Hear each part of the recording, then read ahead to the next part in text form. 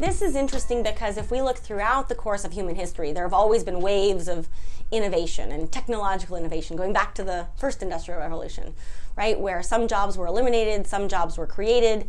But now, particularly in this wave of automation and artificial intelligence, we're looking at potentially many more jobs being disrupted than ever before, at a time where the pace of change has never been faster and the population has never been bigger, and just the magnitude of what we might be dealing with looks pretty daunting.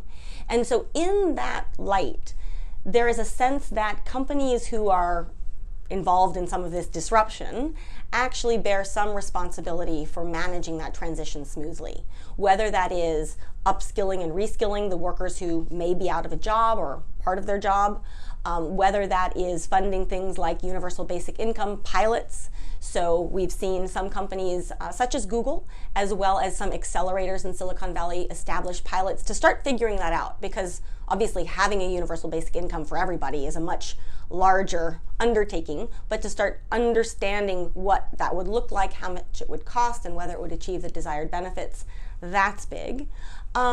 More and more, though, this is looking at getting out of a kind of CSR or corporate sustainable responsibility strategy into integrating this kind of responsibility into the DNA of the company, so that it's not something you do as an adjunct.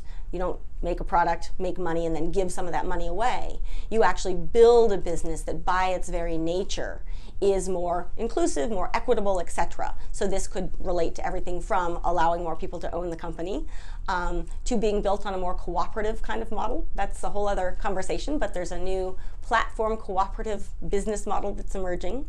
We're also looking, probably the biggest one on the horizon, which I don't think we're anywhere close to yet, is what would it look like if companies actually paid their users for their data and gave individual ownership of data and then allowed companies to access it for a small fee. That would be a game changer, but also more equitable at the end of the day.